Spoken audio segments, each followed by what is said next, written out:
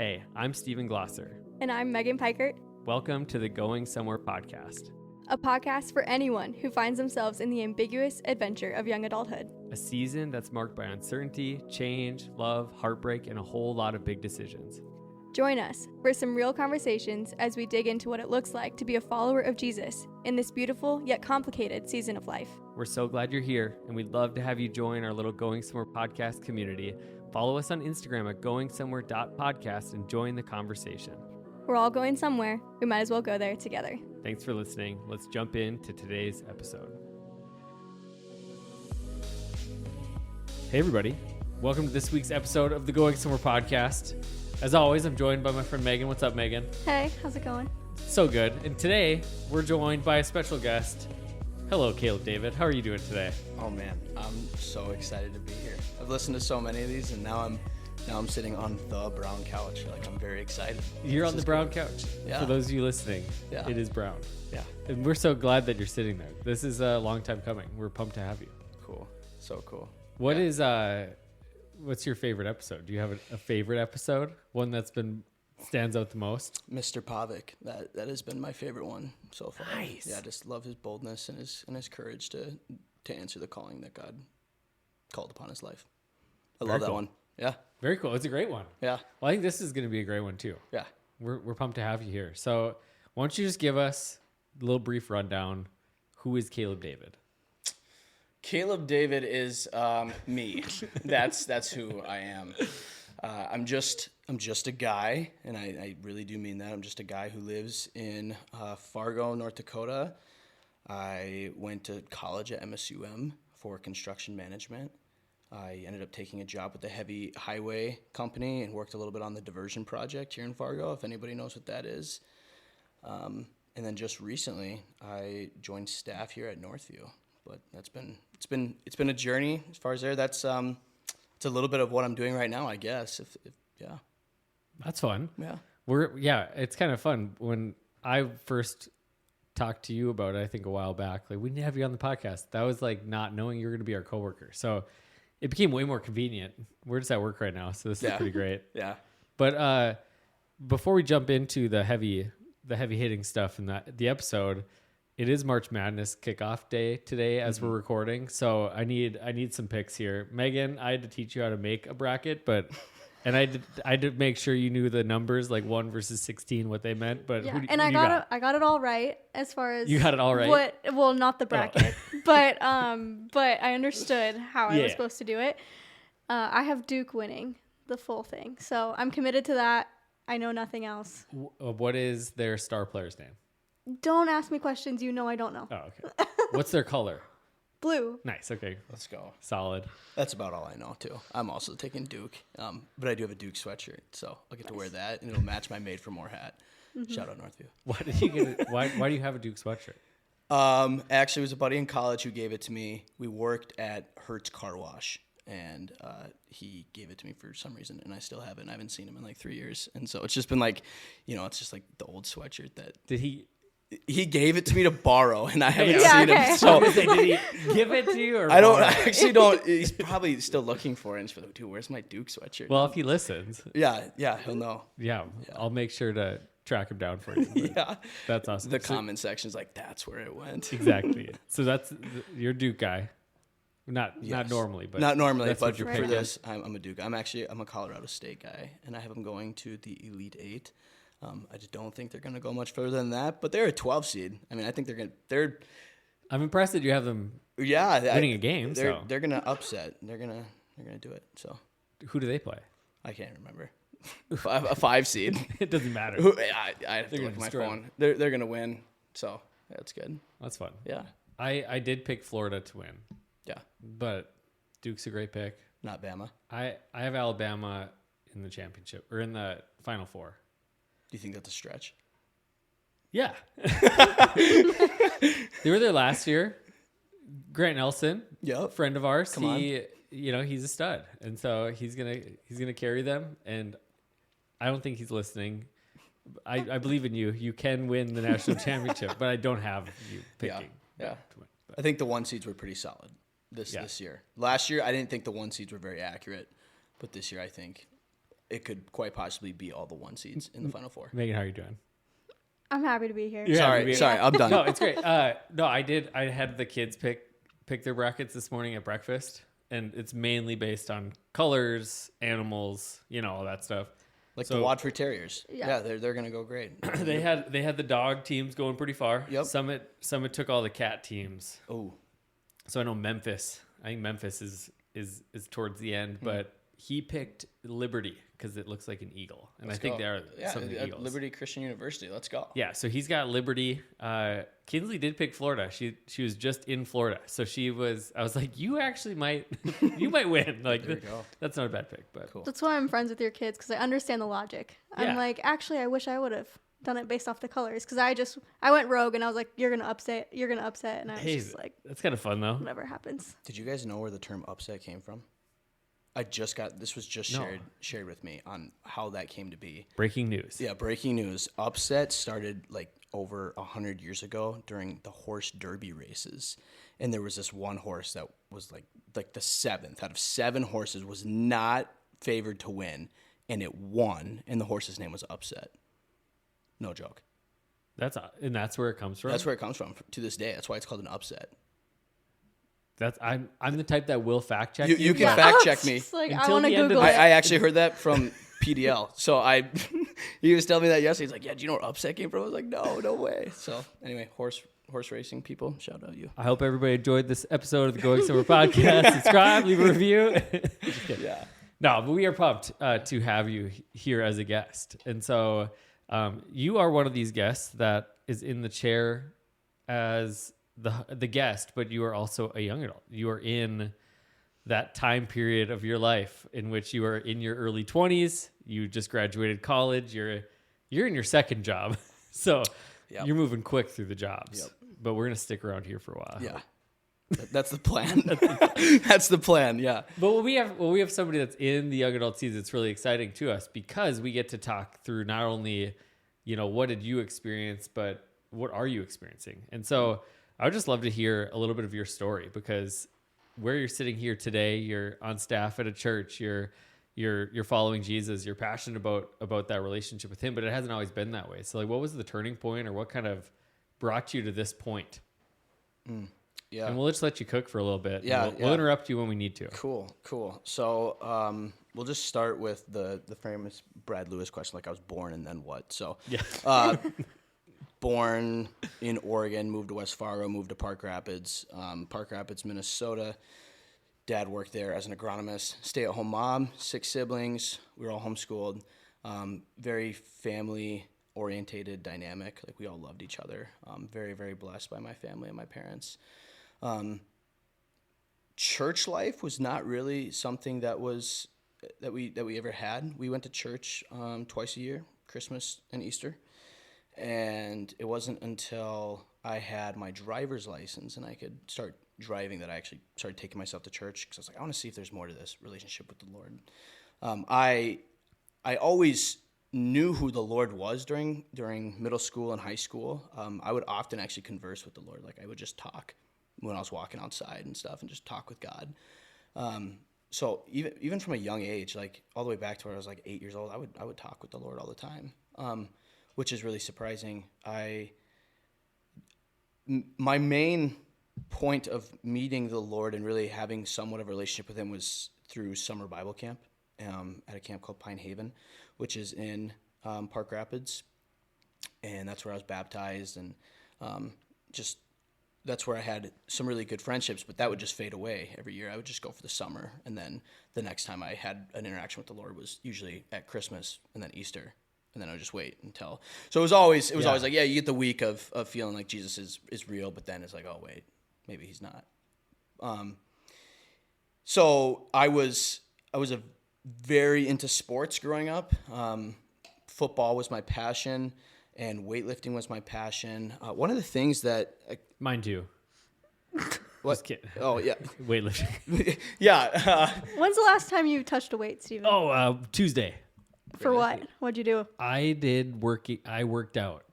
I did No buys way. and tries and some shoulders. Thanks for asking. Yeah, let's go. How much were the dumbbells? 30. Let's go. I'm actually shocked. Yeah, my gym routine is typically related to heats, and we've talked about this, but I've you heard. know. Good deal. Anyway. Yeah. Sorry. Okay. So but you were into football and weightlifting. Yeah, I was into football and weightlifting. What was your position in football? I was a running back and outside linebacker. Oh, nice. Yeah, it was cool. I was a short, little, stocky dude that, you couldn't see me behind the linemen, so I would just run, and they'd try and catch me. And they usually would, because I wasn't fast, but I kind of just, I had this forward lean. Like, if there was a picture of me, it was like a 45-degree angle. Like I was about to fall over, because I only weighed like 145. So I was a pretty small running back.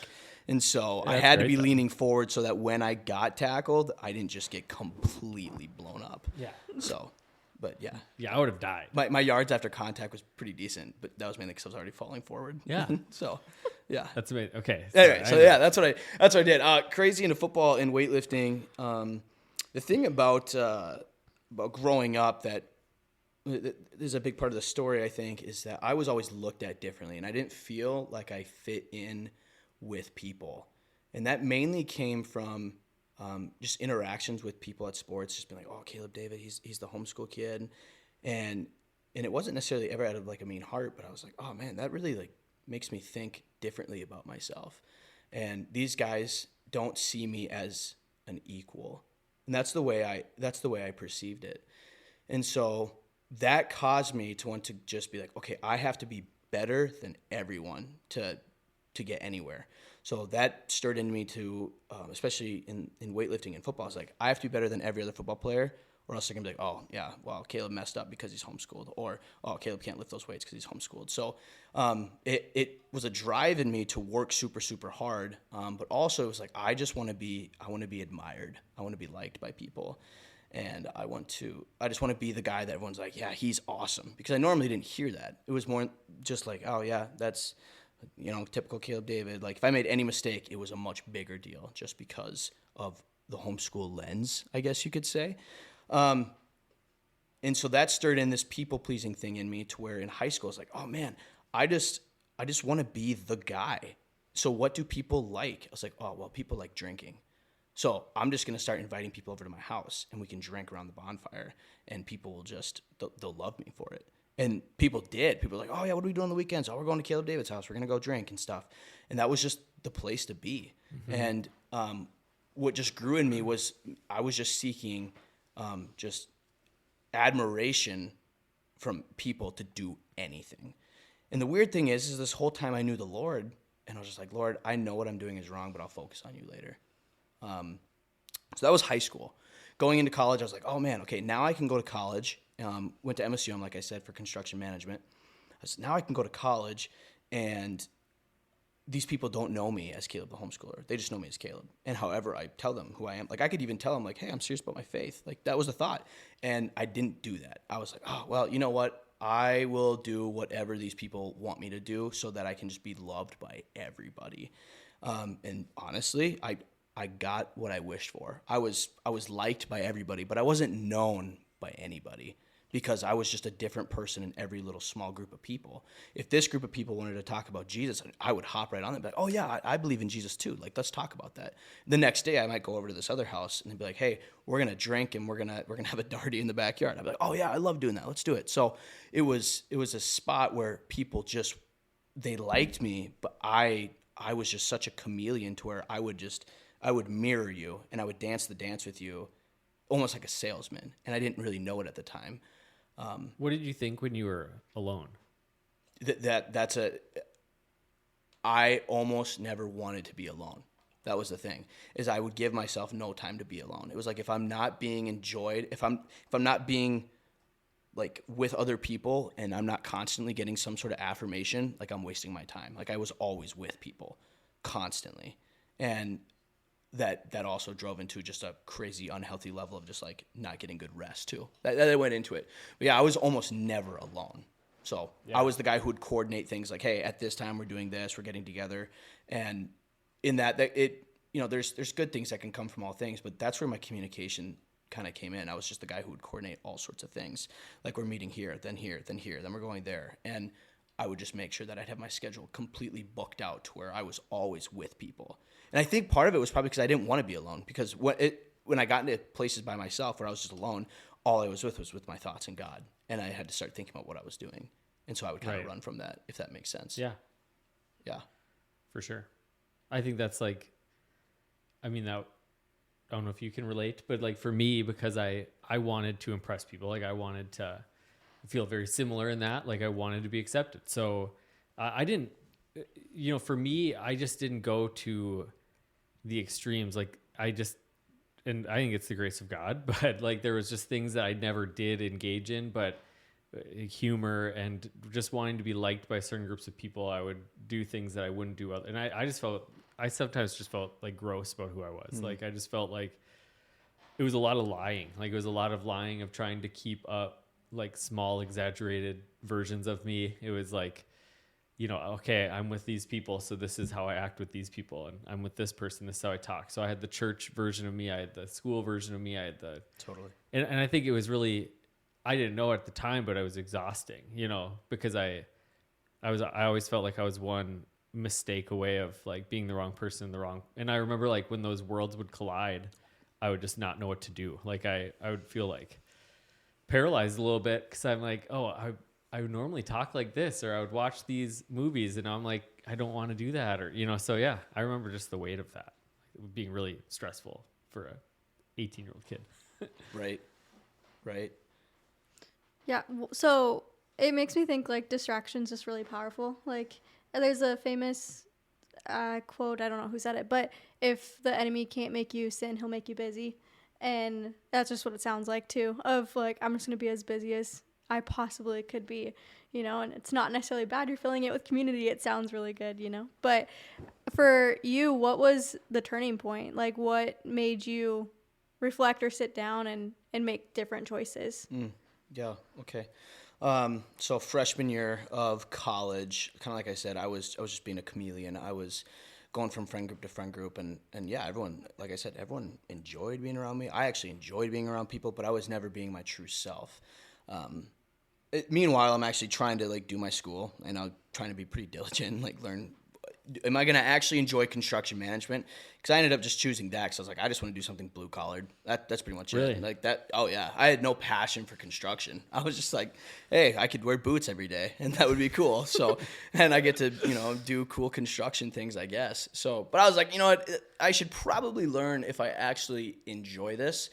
So freshman year, I went to the NDSU career fair in the spring. I was like, I need to find myself an internship and actually see if I like this. Found this company. They were down in Texas, and I was like, oh, sweet. That could, combine my twin passions, Western stuff and construction. Like, that's going to be so cool. It's like, I'll just be able to wear boots and my cowboy hat and fit right in with all the Texas people. Like, that's going to be so cool. And honestly, I did. I went crazy. I still wear it today. I have a huge belt buckle that it's just a Texas belt buckle. And then I even went crazy. How big are we talking? Yeah, like, we're talking like, it's huge. He's holding the size of a football. It's about the size of a football. To this day, I really enjoy Western stuff. Anyway, I'm getting totally off track here, but I went to Texas for this internship, and part of it was because I wanted to see if I would enjoy this type of work. Part of it was also because I was like, oh man, that'll be so cool. I'll just get to go to Texas and party and have fun and do whatever. Nobody knows me. Like, that'll be so cool. So I'm down in Texas, and I cannot stop thinking about how I need to go to church. And I didn't want to be thinking that because it made me like have to deal with that. And I was like, oh, Lord, I don't really want to go to church. Can I just focus on you in the fall? Like, I know that I haven't been living my life correctly.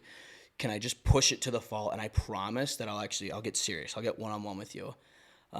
But just give me one more summer to just ball out and have fun and just go to, country concerts and do whatever and drink. And so it was funny because if I were to kind of boil down my story, it'd be like just debating with God all the time and just talking with God. Like I've always talked with the Lord, and but silly old me thinks that like I could actually debate God, which is very, very funny if you think about it. Anyway, so Sunday comes around. And I was like, okay, I'm going to this church. I found this church through a connection back to the manager of the camp that I knew the Lord. I reached out to her and I said, do you know any churches in Texas? She gave me the name of one.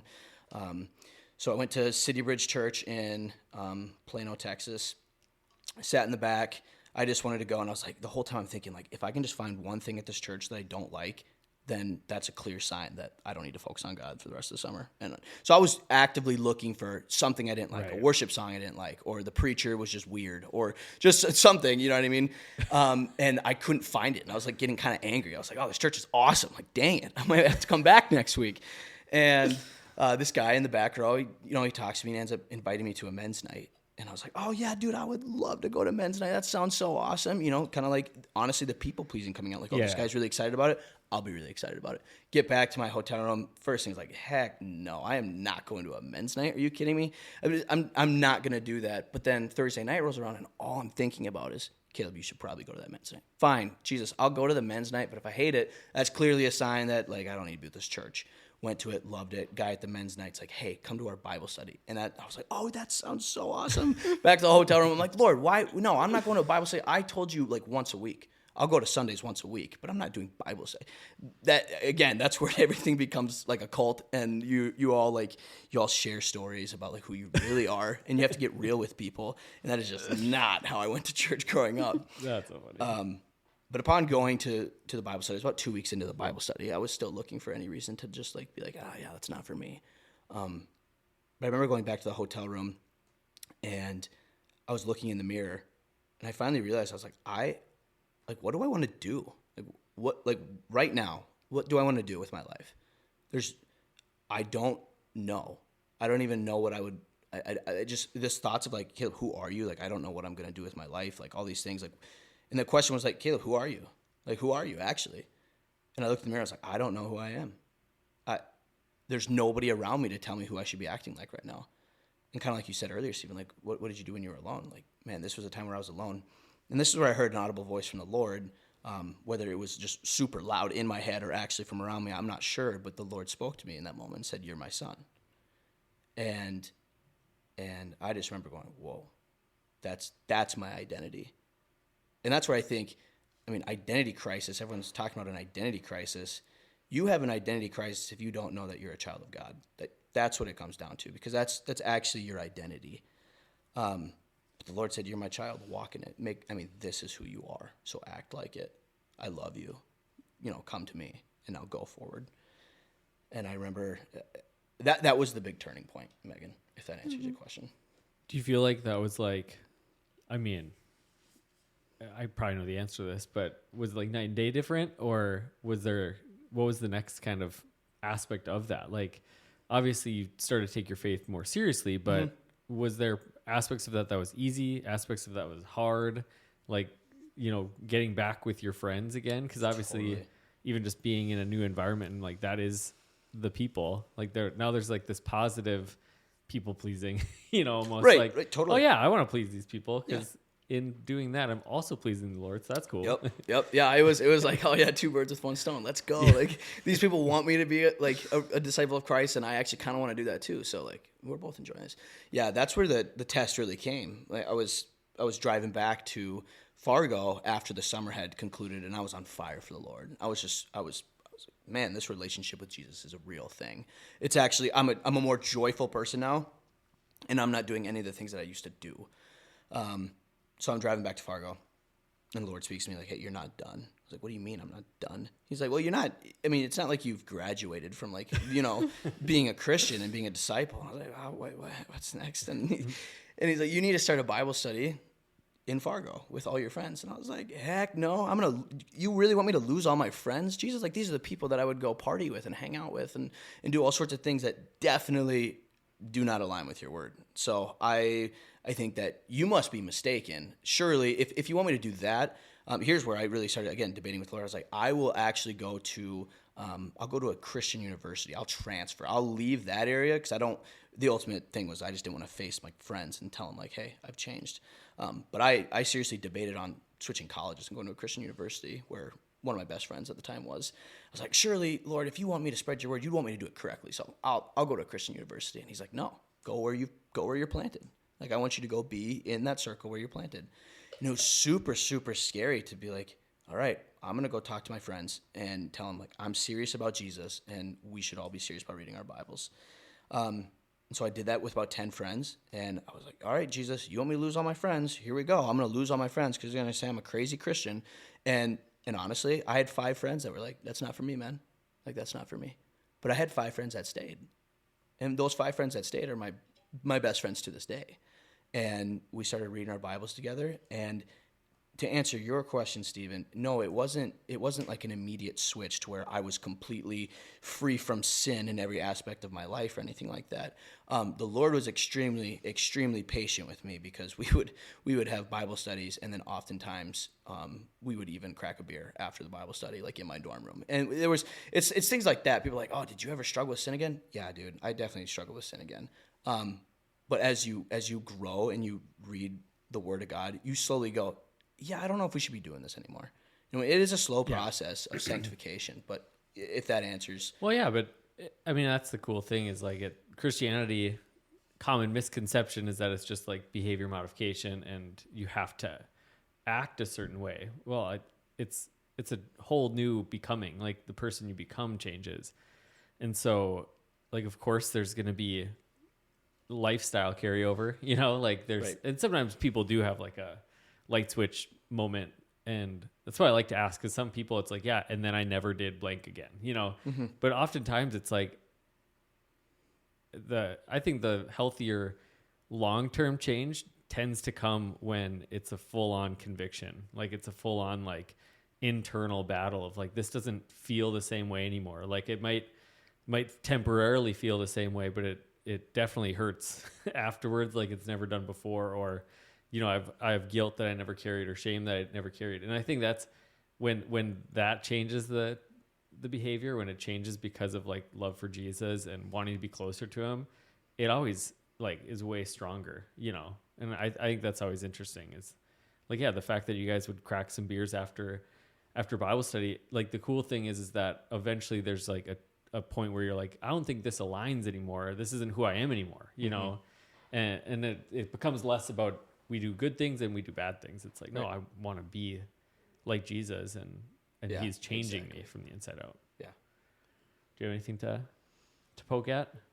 Poke the bear at all? Yeah, go for it. No, that was good. I think it's relatable, and I think you talking about like having to come back into your friend group, there's just a lot of fear of like the identity crisis comes back again, and the want or temptation to like resort back into old habits or old behaviors. I think that's so real and normal. And so I just resonate with that part of what you were talking about. But yeah, I think just another question to kind of poking at it as well. But how did you what did your discipleship process look like while you were in Texas and after you came here? Because you were kind of on your own in a sense after you left Texas. Like you weren't in that Bible study anymore, and now you were in a leadership position, like stepping into Bible study. You stepped right into like the leader. Yeah.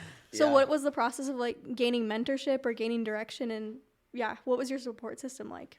Oh man, that's a good question. Honestly, I think it came out of a place of pride in the beginning, when I was like, I don't need a mentor. Like, I've got Jesus and I got the Word of God, and I'll be good. And I think I want to be careful how I say this. Being discipled just by Jesus and the Word of God, like the red letters on the page, like that's a real thing. Like, yeah, he's the ultimate teacher. But he also did put people in our lives to mentor us and to help us who have gone before us.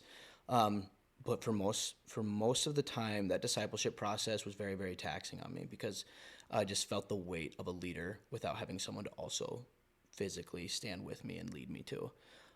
So for about a year and a half, it was just me. It was just me, and I would go and I would read my Bible in my room, and I would learn just from Jesus and pray.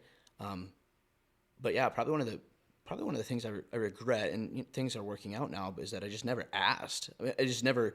There's plenty of adults in my life that probably been like, yeah, man, let's get coffee, let's talk. You know what I mean? But I just didn't. And I think that came from a place of pride, being like, oh, well, I can do it. Surely I don't need help. Well, newsflash, dude, I needed help. You know what I mean? It came to a point where it got so bad that I was stressed all the time, and it just the weight of feeling like everything was on me. Like, Jesus doesn't want us to carry that. He wants us to share our burdens with one another and bear with each other and stuff like that. So it was a rough discipleship process, and it's one that'll continue to go for the rest of my life. And yeah, no, that's cool though. I mean, I just think part of your story that stands out is the fact that, I mean, you genuinely caught fire, in the sense of you genuinely, God started to transform you. And I think that story extended way beyond just Texas. Obviously he'd been pulling you in and drawing you in, and the Bible says that he draws us in by the Holy Spirit. There's this cool thing that he does, and we don't recognize it all the time. And then obviously it was God challenging you, but to immediately, hey, go be a light where you're at, and obviously there was resistance there of I don't want to ruin these relationships. Mm-hmm. But what because obviously now, and you can speak to this a little bit, but right now, that Bible study grew and you invited other people into it. It folded into just being a life group with our church, just from the covering standpoint. But that opened the door to a group of girls finding that group online and coming, mm-hmm. and they've become a huge part of it. And over, 100 people are part of that direct kind of offshoot. The fruit of it is really absolutely amazing. But what resistance has there been in that? Or what is it that you've learned in maybe this last year or last year and a half where you've had this weight of leadership? You've had a lot of people that have come to know Jesus. You have a lot of people that have been a part of what you've been leading that are totally different people than they were a year ago. What have you been learning through that process? That's good. I have learned that if you're going to shepherd people and you're going to lead people, you do sometimes have to lead people where they don't want to go. I had to be led places I didn't want to go. And I think that's just normal. That's a normal part of growth. And so the weight comes of making sure that the direction you're going to lead people in is a direction that Jesus is leading you in. And so having that discernment there. So the hard part for me was, well, if I want to please you, be a people pleaser, right? Having this tug of war in myself, I don't want to pull these people to places they don't want to go, because then they're not going to like me right then and there. But I've also seen the fruit of challenging people and being like, hey, we actually are going to become a life group under Northview. What? We're going to do that? Yeah, we're going to do that. That is what I feel is the next step. And people didn't like it at first, but now there's so much fruit of it. Hey, we're going to branch this out into just being a men's group. We're going to start allowing some of the girls that have been interested come in. What? Yeah, we're going to do that. That I don't think that one got a ton of resistance, but it there was some talk of oh man, I wish when it was just the guys. You know what I mean? I miss that. And there's a part of that that's valid. But all I know is that if you ask Jesus to just be hey, oh, Lord, you lead me, those steps are probably going to be scary. And if he's asking you to speak and to say something that he's leading you to do, especially to people that you love and especially your friends, let's just be real. We all want our friends to like us. And sometimes, friends, they knock heads a little bit and they're I don't know about that. And you're well, I'm pretty dang sure this is what we're supposed to be doing. And you kind of have to go against the grain. And that's a thing to this day that still comes up. So I would, for the rest of my life, I'll probably always struggle with people pleasing. So every chance I talk with somebody, I have an opportunity to either be in the fear of man or fear of the Lord, be a friend of man or be a friend of the Lord. I don't think they're always inherently against each other, but for me, the temptation is to well, just keep your faith silent for this one. Just be their friend. You know what I mean? Don't go above and beyond. And I think the Lord has called me to be someone who speaks out and speaks boldly. And there's always a little bit of fear. Every time I do that of oh man, what if they don't like me? It's hey, you know what? That's okay. That's okay. But got a little off track, but no, it's good. I feel that, that sentiment of, pleasing people, cause I think most things that come from our, they're part of us, and God can transform those things, but they take different shape at different times. So people pleasing in high school is, I just want to fit in. and so I'm just going to go do these things. And then people pleasing in leadership and in ministry and in life can look a lot different than it did in high school, but it can feel the same. It's like who's my yes for, like who's my allegiance to. And I think in ministry, that's been one of the biggest in just the last 10 years of my life, has just been navigating that. Like there's times that I know my actions let people down, and I have to be okay with that. Or like, I just know there's times where the decision made is against what even some of my closest friends want, or people that I care, but having to really learn to discern the voice of God. Like, I think I would say that's one of the most important things any young adult can develop, is just an ability and a relationship with the voice of the Lord. And I remember, for us, it was when we were trying to discern what to do with a job. This is 5 years ago or so. And I really felt like I knew what the Lord was saying. But then there was a guy, his name was Dick Schroeder, and he was like a mentor to me. He was an amazing man of God, very prophetic. And there would be times that he would have like a word of knowledge for people, and it would just be really like shaping, informing. And so he was coming to town, and I met with him, and we were in my office, and I was just hoping like he would just tell me like, hey, this is what this is what the Lord has said. Go and do this, or don't do that. And he just like looked me in the eyes and he said, Stephen, you know the voice of God. Like, you've been practicing listening to his voice for years. Why would he ever lead you astray now? Wow. And I knew that my decision was going to disappoint some people. It was going to make some people excited. I knew it was going to be confusing to some people. I knew it was going to be exciting to others. And I think that moment was really formational for me, because I've been in that situation many times where it's like, this is going to disappoint people. Like, people are not going to agree with this.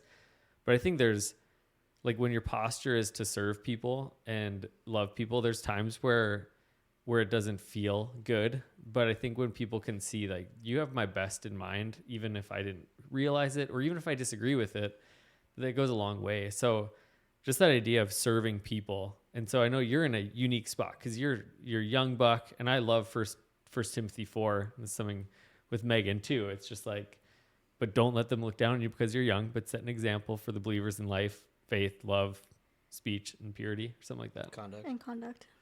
I use a different translation. I think the life is conduct. But yeah, I appreciate the fact checking.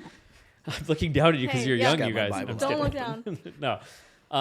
But I think that's a big deal, is just because you're young doesn't mean that you're not qualified. Like, God can use that. But I love that framework of set an example, like, how has that been in your journey of just like, not only are you called to, hey, I'm going to start a Bible study, I'm going to do this, I'm going to really take and there's other people. I'm not saying like there's people around you, there's names that we could talk about. There's incredible people. God has just put this amazing group of people in your life and you in their life. But, you've not only been like the vocal leader in a sense, but like, what has it been like in the example standpoint? It really comes down to integrity, I think especially it would be easy to maybe sometimes pretend like you're doing everything the way that you got to practice what you preach is essentially what I'm getting at. Yeah. So if you're leading people, you need to go first. And that's a tough thing, because when you lead people, realize that if they're following you, they're following you. I mean, so lead well, and you can't lead people in one direction and then actually go a different direction. Like, you can't say go that way and then go this way. So I think that challenged me, because conviction just got louder and louder about things that I needed to change in my life, and areas that the Lord was leading me to, like, hey, pick this up, put this down. You know what I mean? Like, yeah, these are things that I want you to think about. I want you to lean into. And that's what I love about conviction from the Holy Spirit, is that at the right time, there were plenty of times I'd be like, well, I'm just not convicted about that. It's like, you will be. To be real, it's like, oh, I'm not convicted about doing zins. I did zins for a very long time. Just full honesty. I was like, oh, I'm just not convicted about it. I got convicted about it at some point. And then you either have to just like try and pretend that you're not listening to God, or you have to become very real with it and be like, okay, Lord, if you're telling me to stop this and I'm not stopping it, I'm essentially saying you're not my Lord because I'm saying no to you. And so at the right time, when the Lord knows that this is the next step for you, he does lay conviction on your heart on the process of sanctification. And I think that goes with when you're leading people, you need to be constantly going to the Word of God and letting him change you. But so yeah. I think that one of the fastest ways to lose influence is by living differently than you're telling people to live, or like doing something different. And I think that's a hard reality, for especially young people, and me included, of just realizing that, like,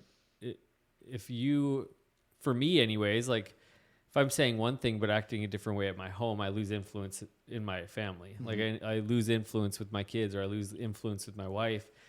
And in the same way, if you are saying something, being something, then those that are close to you are like, that's not who you are. Like, that's not who you are when you're with us or whatever. You lose influence with them. And so even though you're saying the right stuff, even though you're talking about it the right way, like that integrity piece is missing. I think that is a big thing for anybody to recognize. Like, there's a reason humility is so integral to the life of faith, and it just keeps coming back. And humble yourself, and the pride comes before the fall. Like all these things in the Bible that really indicate like the high emphasis of humility. And it's probably one of the number one things that, especially early on, like for me, part of my journey was I had a microphone in my hand early on. And so like my internship year, so I did announcements and hosting. I emceed our conferences and stuff. And then for my internship year, I don't think Brad meant to do it, but he just basically, the way that we ran Chi Alpha was it was student run. So he put me as an intern. I was just like in a servant role. Like I was behind the scenes. I was getting registrations for stuff. Like, but I didn't MC. I didn't have a mic. I didn't preach for that whole year, for pretty much that whole year. And that was a really big deal for me. Like I didn't realize how much, because it was a gift area. It was like a sweet spot area. It was an area that I liked being in. But that year really made me deal with some of the humility stuff too, of like, oh man, like I need to be okay with whatever it is. And yeah, I don't know why that was a tangent I wanted to go on, but I did. So yeah, that's good. Anything to add, Megan? Yeah, it reminds me, as you guys are talking, it's a common leadership language, but you all have blind, dumb, and deaf spots. And I have a lot of dumb spots. Yeah, me as well. No kidding. That's my primary. That's my love language. Dumb spots. I have dumb spots. Yeah. Self-reflection's good, but I also think part of leadership is having people in your life that are going to call you out on that, and having people that you're willing to go up to and be like, what's my blind spot, or having someone willing to call it out even when you don't ask for it. And so I think an integral part of leadership is, one, like we talked about, hearing God's voice, which I think we should camp on for a second too, but also having people around you, like wise counsel, that is willing to walk alongside you, and making sure that you're not like solo adventuring in leadership and hoping for the best, having someone that's willing to correct you.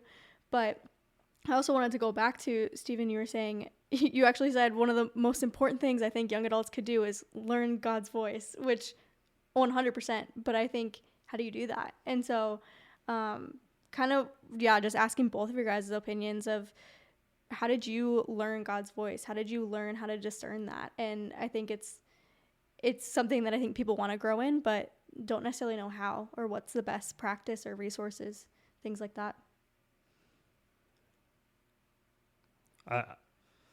I would say, this is like a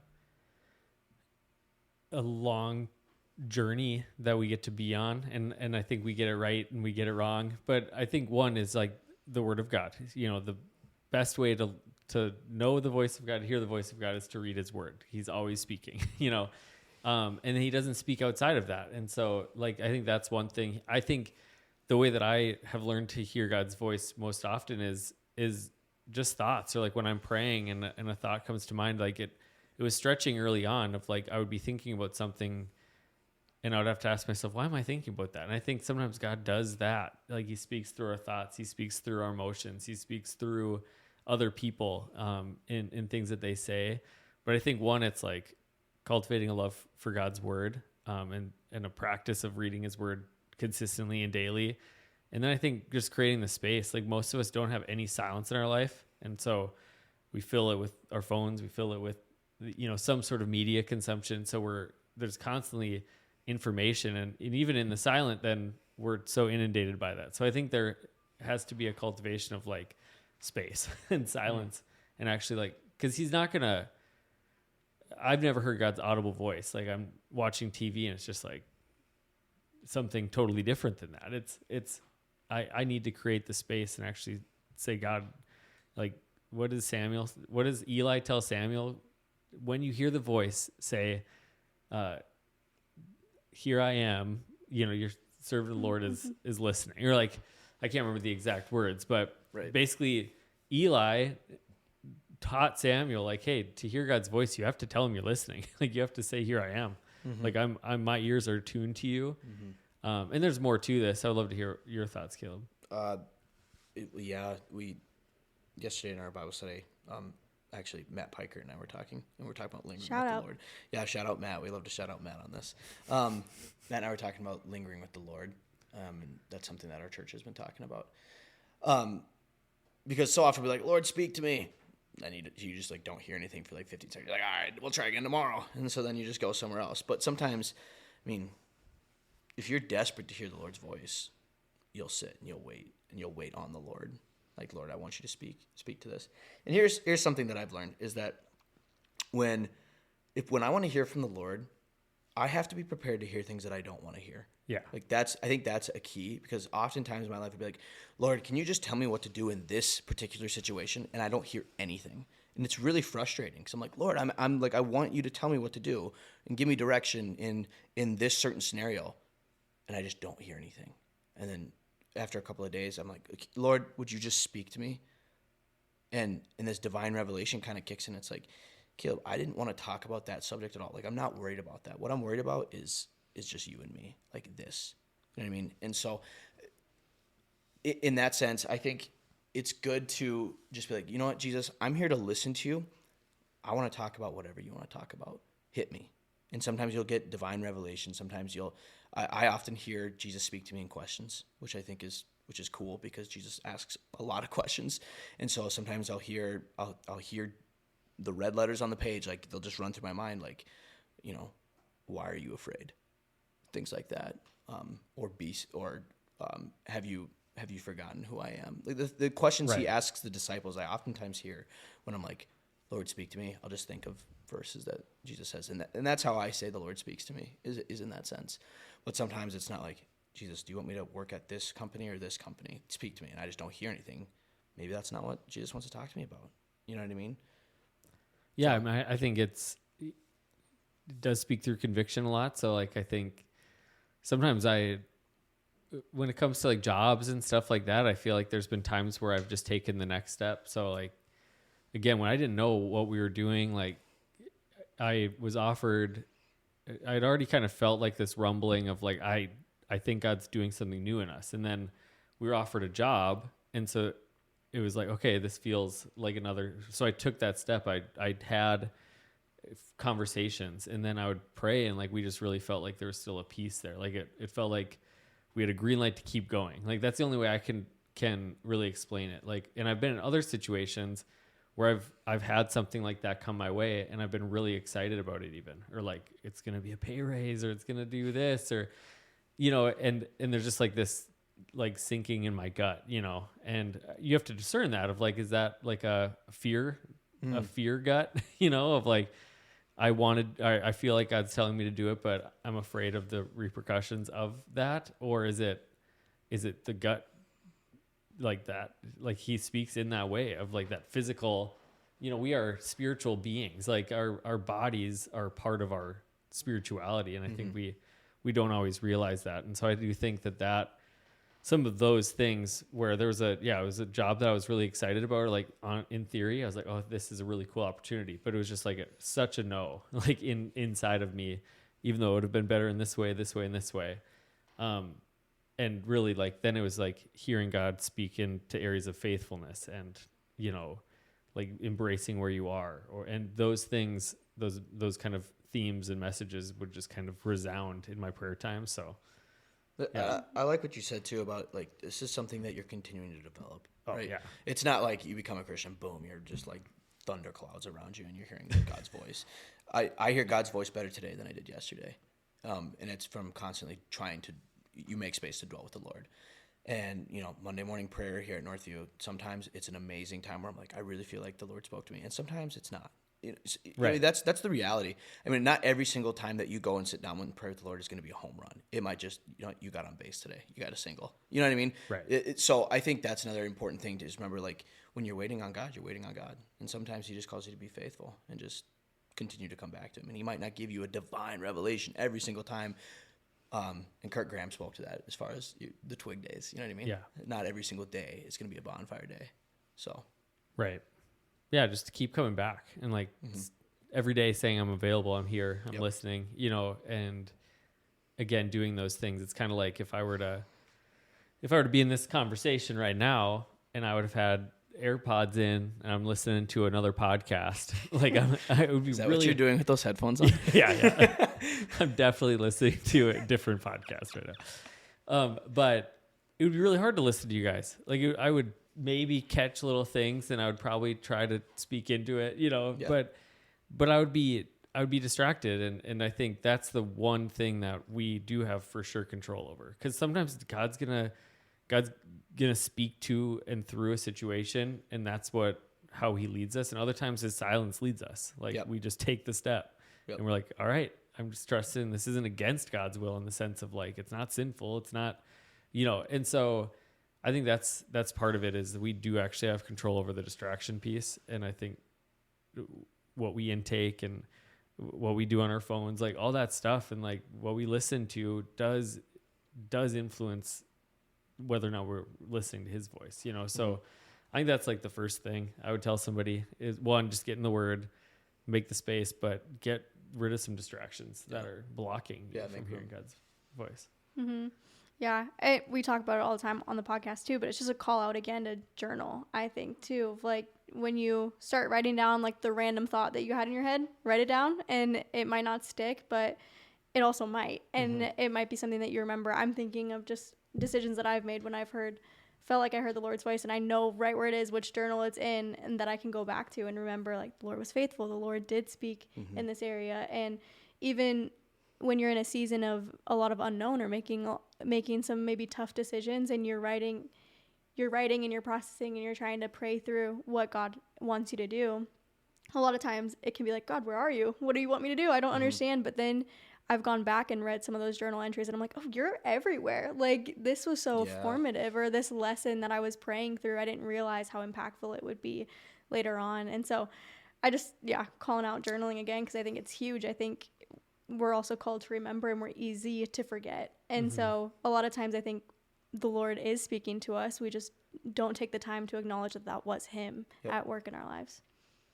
Yeah, I'm a huge proponent of journaling. I think it's one of the coolest things ever. It's one thing they forced us to do at our Bible study in Texas was that they gave us a journal and like, here, journal 6 days and we'll come back and we'll Really? Yeah, and that's cool. And that was huge for me. Like I think we should I don't know if Alpha has anything like that, but like I think we should give people journals and I think we do in the I've decided boxes. But man, has that been so awesome in my life. I didn't like writing before, but now I love it. It's so cool to go back and just like you said, Megan, like look through the things where it's like, man, here I'm just complaining and here I'm asking for the Lord to deliver me, and then flip over, go a couple books down. Oh, the Lord delivered me from that. And did I ever say thank you? I should probably say thank you. The Lord answered my prayer. You know what I mean? I think the other thing with journaling too is that you realize that God was speaking to you way more than you realized or than you thought at the time. Like, because you're asking questions and you're sharing things that are on your heart. You're writing these things out. And then you do look back at it 6 months later and like, I'm not thinking about that anymore. I'm not like, I'm in a new place. I'm in a new situation.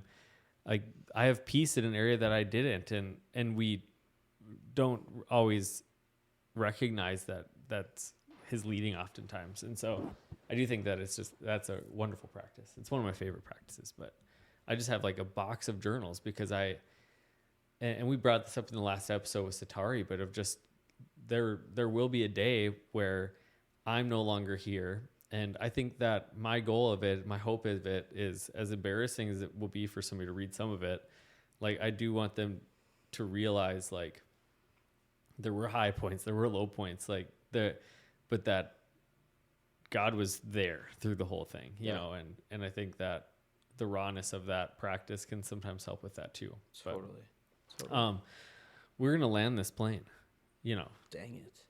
This has been so much fun. Well, we do this every day at work. Just yeah. I mean, you can come on again. You know, okay, cool. You're just down. Cool. You're just down the hallway. hall. Just wave at me.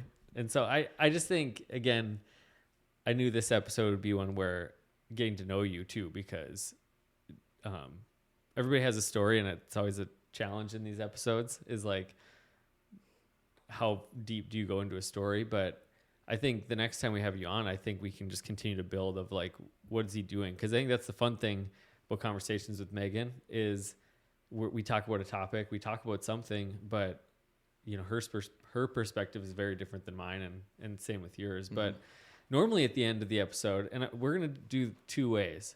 There's a question we always ask, and that's, what advice would you give your 22-year-old self? So I'll be 22 in a week.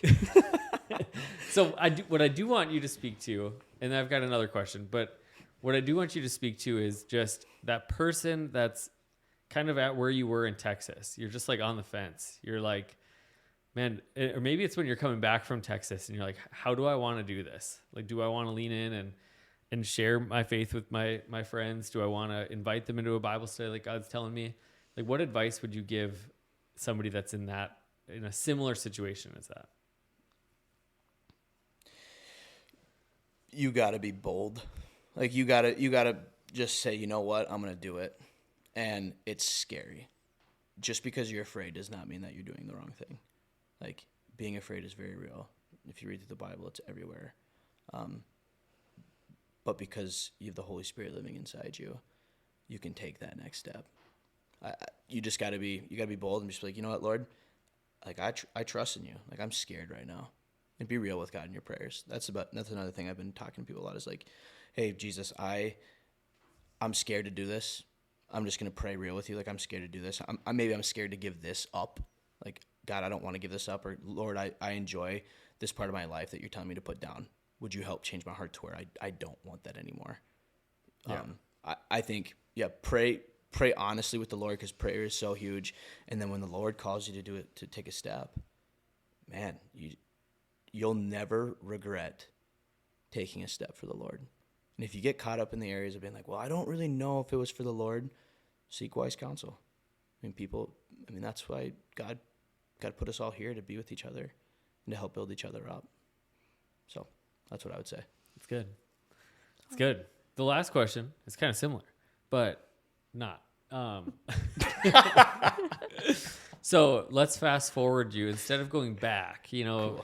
Let's fast forward you 10 years from now. Oh, like, man. What will you want to have been the theme of this next 10 years of your life?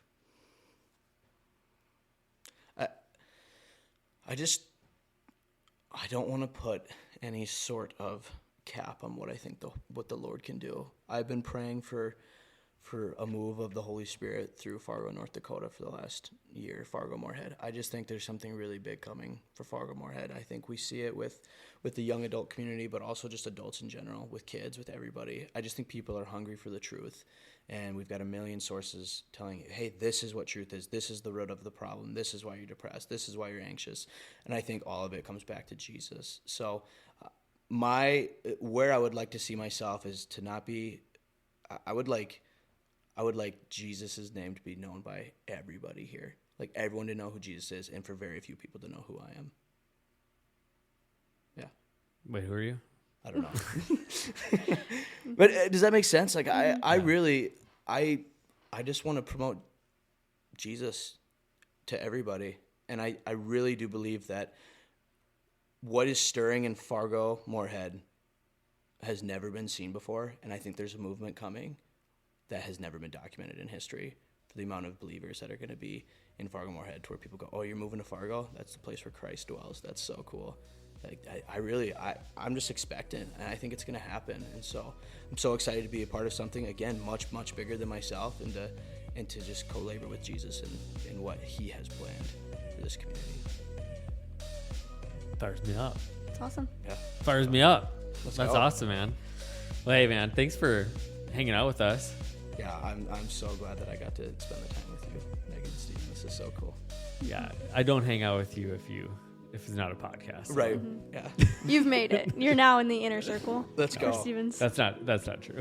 A majority of my conversations are not recorded, but no, this was awesome, and I'm just proud of you, like the person you are.